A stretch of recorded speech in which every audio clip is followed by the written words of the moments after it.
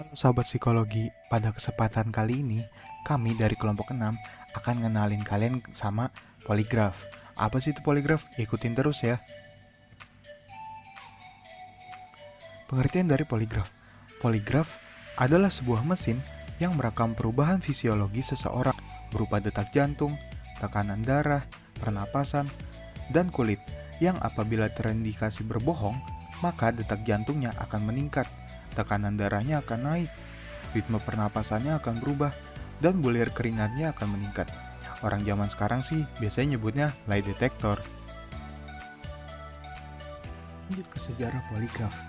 Dari abad ke-20, ide menciptakan mesin yang bisa mendeteksi penipuan mulai berkembang. Ini adalah peristiwa kelahiran poligraf, dan penciptanya ialah William Marston.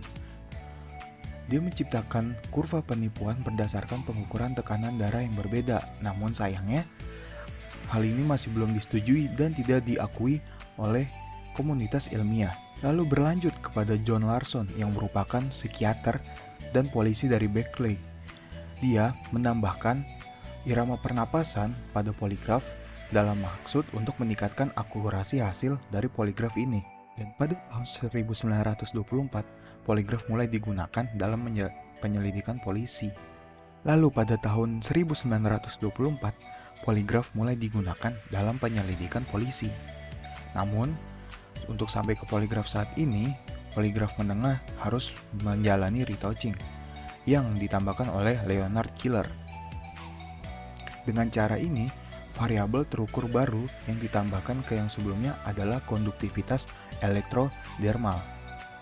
Dan pada abad ke-21 atau sekarang, poligraf ini sudah semakin canggih, sudah terpasang sensor. Semua proses psikofisik tercermin di monitor. Bahkan sedikit kegembiraan pun tertangkap. Tetapi sayangnya sampai saat ini belum ada cara untuk mengetahui hasil signifikan dari poligraf ini. Perkembangan poligraf berawal dari Cesare Lombroso dan Vittorio Benussi yang merupakan warga Italia. Mesin poligraf kemudian dikembangkan di Amerika Serikat. Diawali oleh William Moulton Marston, seorang pengacara dan psikolog, dengan cara mengembangkan tes tekanan darah yang menjadi salah satu komponen mesin detektor kebohongan. Hingga akhirnya, penggunaan poligraf menjadi bisnis menguntungkan selama periode 1960-an hingga 1980-an. Poligraf sendiri digunakan untuk mengukur gerakan tubuh, pernafasan atau diafragma, pernapasan atau dada, keringat, nadi, serta tekanan darah. Ada berbagai alasan mengapa poligraf tidak akurat.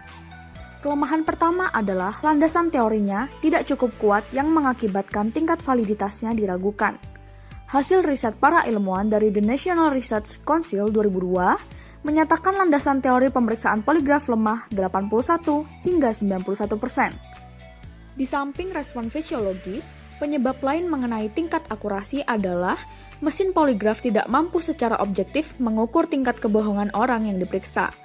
Penilaian kebohongan tersebut bergantung pada manusia, yaitu pemeriksa poligraf. Tepatnya pertanyaan yang diajukan pemeriksa poligraf.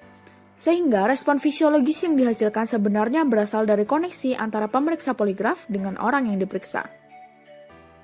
Sementara itu, dari sisi orang yang diperiksa, yaitu tidak semua bisa mengingat setiap detail dari suatu peristiwa. Sehingga ketika detail peristiwa yang tidak diingat itu ditanyakan, maka ia akan memberikan respon yang mengindikasikan bahwa ia tidak terlibat pada kasus yang sedang ditangani, padahal sesungguhnya ia terlibat dalam kasus tersebut. Dari kesimpulan tersebut, disimpulkan bahwa meskipun pemeriksaan poligraf telah digunakan selama hampir 1 abad, namun sebagian besar negara-negara di Amerika Serikat tidak menggunakan hasil pemeriksaannya sebagai bukti di pengadilan.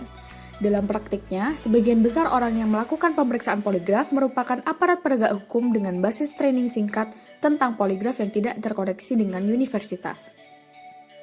Nah, buat kalian yang pengen tahu lebih lanjut, bisa banget nih kunjungin blog kami yang tertera pada link deskripsi di bawah. Dan buat kalian yang penasaran sama kita ngambil sumbernya dari mana sih, nih bisa banget langsung kunjungin jurnal yang kita pakai. Terima kasih udah nonton. Aku dan kelompok 6 signing out.